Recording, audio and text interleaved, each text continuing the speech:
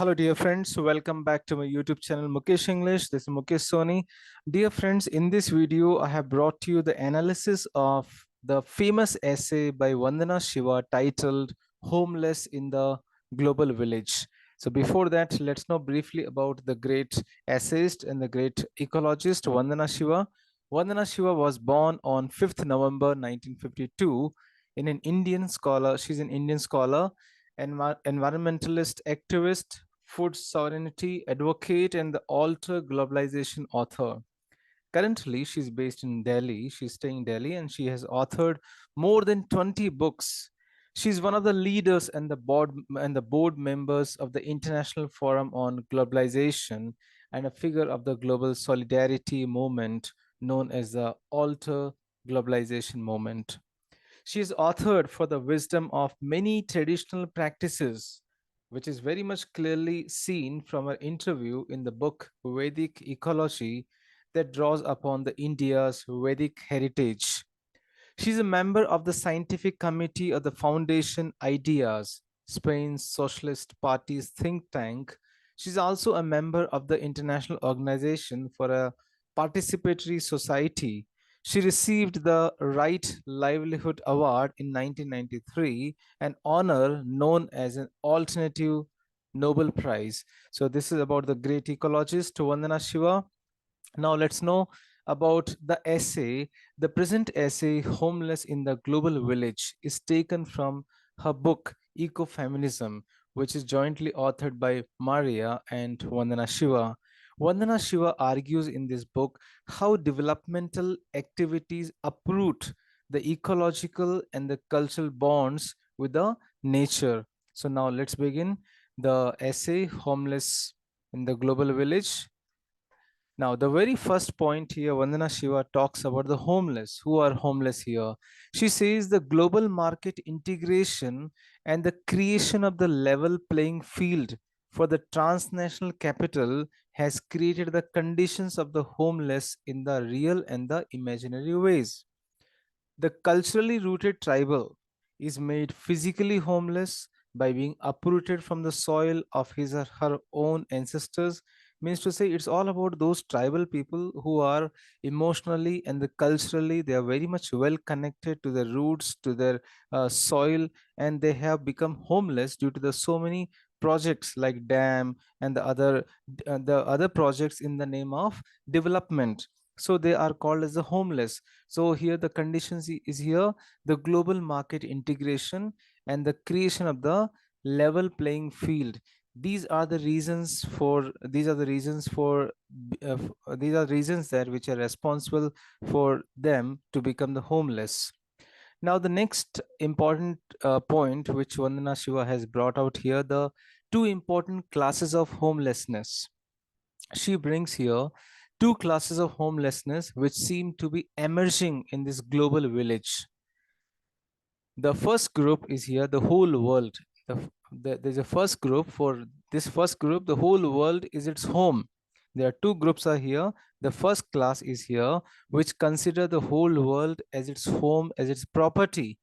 And there's, on the other hand, there's the other group which has lost its mobility within rootedness and lived as a refugee camp, lived in the refugee camp, resettlement colonies, and reserves.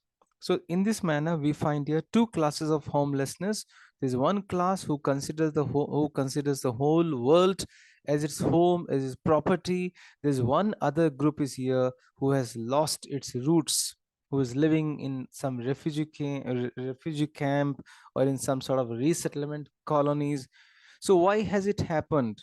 It has happened because of colonialism and the development and the marketplace. So such homelessness has become a cultural characteristics of the late 20th century, which is known as the development century, which is known as the, we can say, the globalization. Now, the development as uprooting. How is the development considered as the uprooting according to Vandana Shiva? Vandana Shiva further opines that dams, mines, energy plants, military bases, these are the temples of the new religion, which means development. Now, at the altar of this new religion, the nature's life and the people's life, both nature's and the people's life are sacrificed because of this new religion which has been emerged in the name of development. And this development is based on the dismantling of society and the community. How? On the uprooting of people and the cultures. The sanctity of the soil must be sustained, limits must be set on the human actions, suggested by Vandana Shiva. Vandana Shiva also says that people who consider soil as sacred will not allow themselves to be uprooted, because they will not allow them to be separated from the soil, because they feel that the soil as a mati, soil as a ma, right? Now, further, she says development requires police, state, and terrorist tactics to pull them away from their homes and the homelands and consign them as ecological and the cultural refugee into the wasteland or of industrial society. So what happens if you want a development? You will show the legal action, or the police will throw these people away from the land, and the land will be occupied by the government in the name of development, and these people, they will be away from the ecological and the cultural scenario, the cultural, we can say the cultural phenomena where they have been residing from ages together, from eras together. So what's required? Bullets as well as bulldozers are often necessary to execute the development project. So it's very ironical, very satirical statement here, where the essayists say here, Vandana Shiva says here, bullets and the bulldozers are required to execute your development project. Both the victim and the state perceived each sacrifice as a small one for the larger national interest. So, to meet the national interest, you have to meet the national interest. So, someone has to sacrifice the land, someone has to sacrifice the emotions with the soil. The victims of the progress have sacrificed the links with the soil to accommodate what? Mines, dams, factories, wildlife parks. So what happened here? So it's something like called eco-apartheid, right? I hope so you are very much familiar with this eco-apartheid, a separation between a human being and the nature, which is here it's made by force. So here, next point, Vandana Shiva has brought out here about mati. In Hindi, we say, in other language, we say mitti. So against the development, a word, mati, echoes in the songs and the slogans of Indian people. Mati means soil, and soil is not simply resource.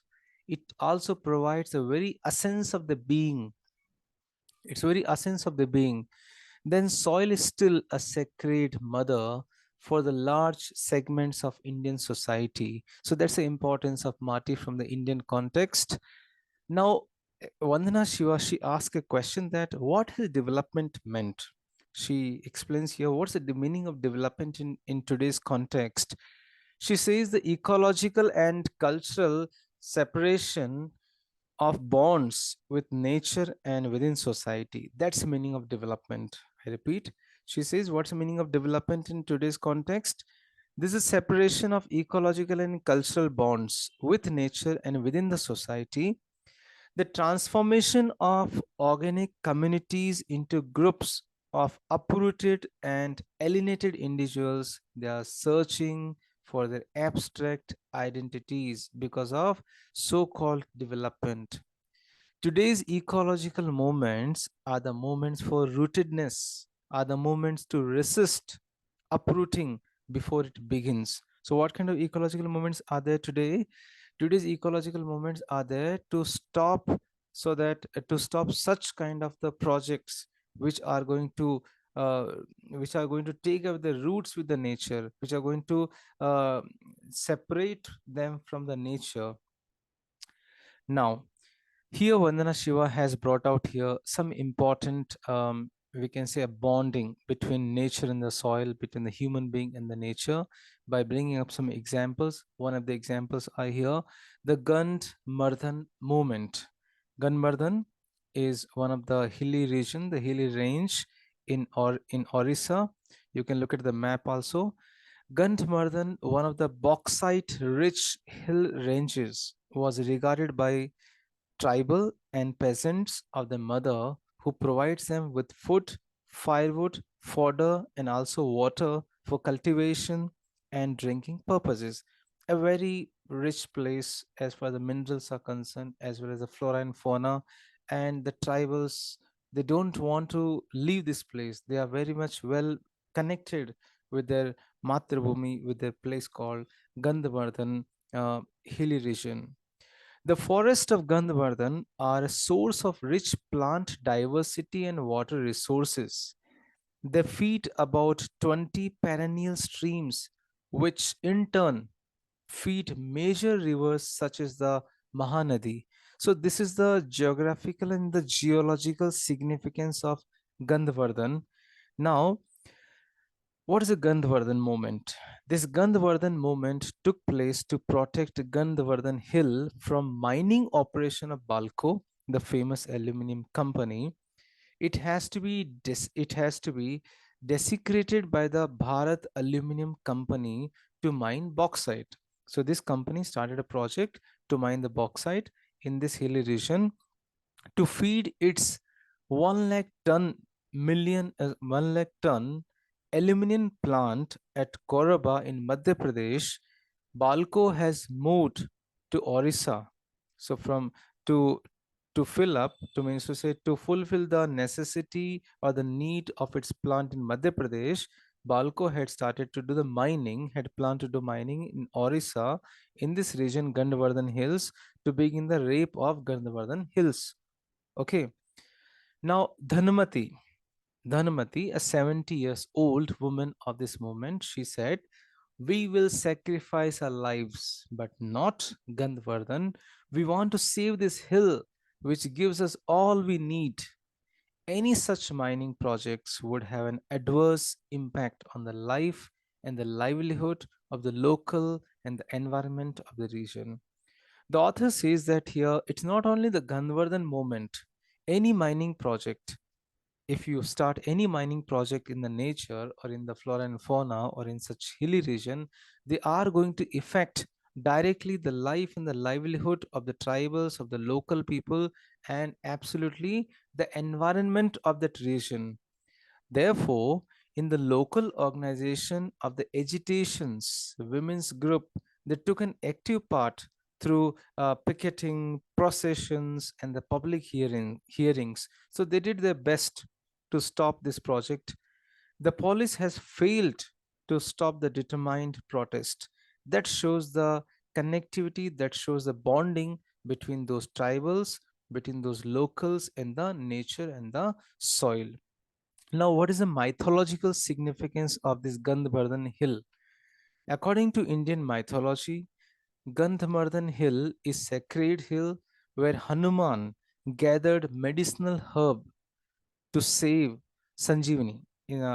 As we say, Sanjeevani, the medicinal herb to save Lakshman's life in the epic Ramayana.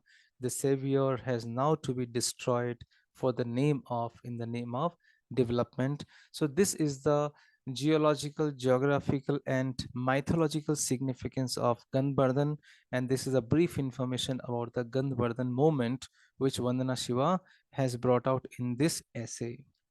Now, moving further, Vandana Shiva says that, is the destruction of natural resources necessary? She says that destruction of natural resources is not necessary. She says India did not need so much aluminium because it already had a lot of surplus. The mining, the mining, the mining activity was dictated not by the needs of the Indian people, but by the demands of industrialized countries. So there's a big story behind it. Why such mining is required? The mining was not required by the Indians, by the Indian people. It was required for the industrialization. How these countries, they are closing their own aluminum plants. Look at that. They want to import, and India wants to export. So these countries, they were closing their own aluminum plants, and they were encouraging the imports from the countries like India. So Japan. What Japan has done?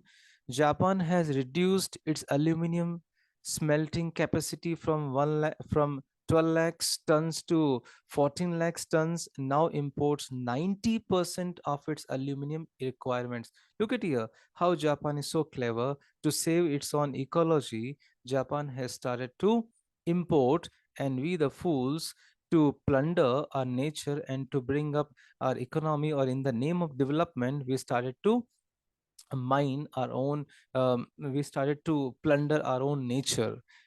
These same Japanese companies have proposed setting up joint ventures in Indian export processing zones to manufacture aluminum products with buyback arrangements. According to Vandana Shiva, the survival of the trials of Gandhamardan is thus under threat. So this is because the rich countries want to preserve their environment, their economies, and their luxury lifestyles. And we, in the name of development, we start plundering our nature, we start killing our nature. So that's what Vandana Shiva would like to mention here. She gives one more examples here. Homelands of tribals in Bihar, Chota Nagpur Plateau. In Bihar, the homelands of tribal in Chota Nagpur Plateau were being destroyed. Why? To mine the coal and iron ore to build dams on its rivers, because these materials are required to build the river, to build the dams. So they started to do mining in the Chota Nagpur range, the plateau. The World Bank financed, second example, the World Bank financed Suvarna Rekha Dam, which is to be built with the capacity of 127 US dollar loan, primarily to provide industrial water for the expanding steel city of Jamshedpur, which is known as a steel city. To provide the water to this city, Suvarna Rekha Dam was to be built with a cost of about 127 million dollars loan. If such dams are being built, what's going to happen? It will displace 80,000 tribals. 80,000 tribal. And what about their life and their livelihood? What about the nature there, the flora and fauna over there? So in the name of development, such projects are going to damage the ecology. This is what Vandana Shiva would like to mention, saying the title Homeless in the Global Village. In 1992, Gangaram Kalundia, the leader of the tribal anti-dam movement, was shot dead by the police. 7 years later, his fellow tribal continued to resist the building of the dam because it will tear them away from the soil of the birth, the soil which has provided them sustenance, which links them to their ancestors.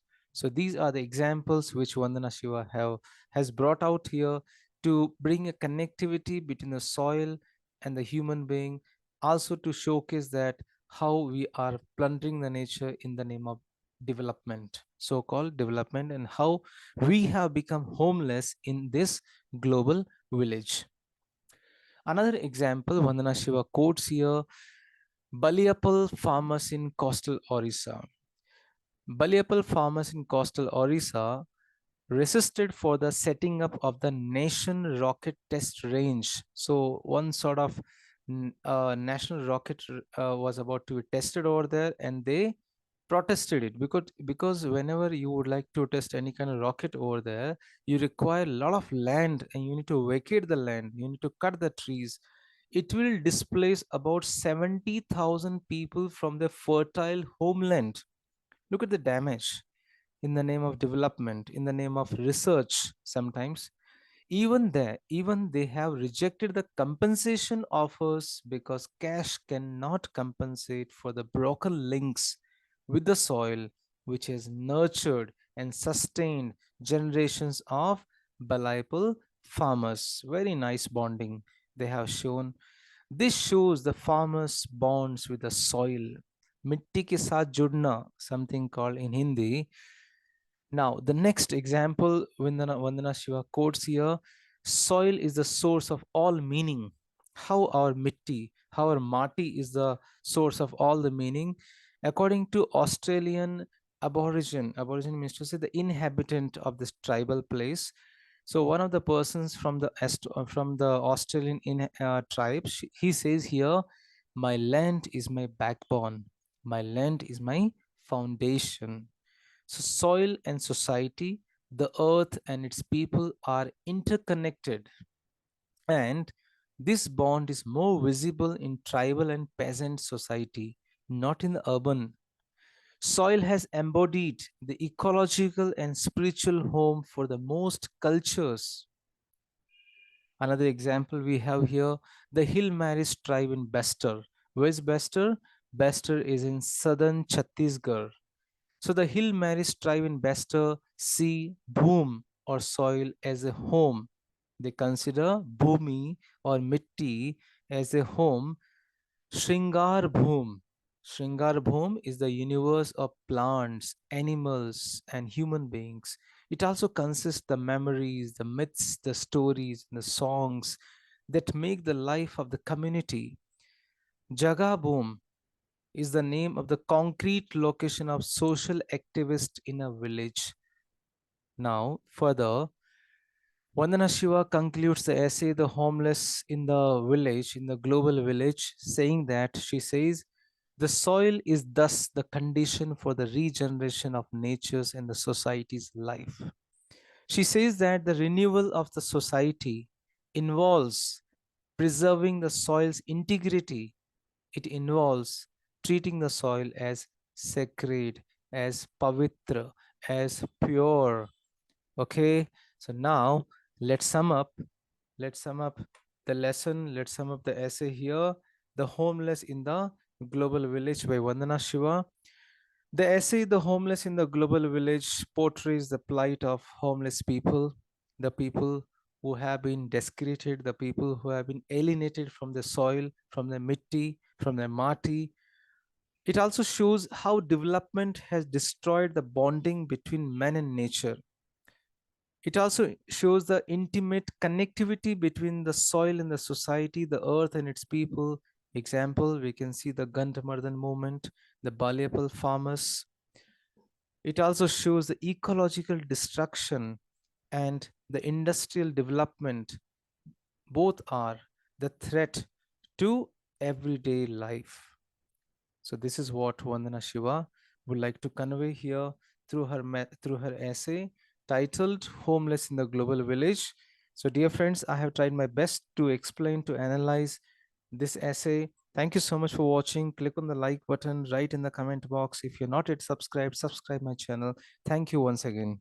Dear friends, thank you so much for watching this video. You can reach me at mukeshenglish@gmail.com. Please do subscribe the channel, click on the like button for more videos on literature, workbook, pronunciation, grammar, communication skills, presentation skills, interview skills. Stay in tune with Mukesh English. Thank you once again.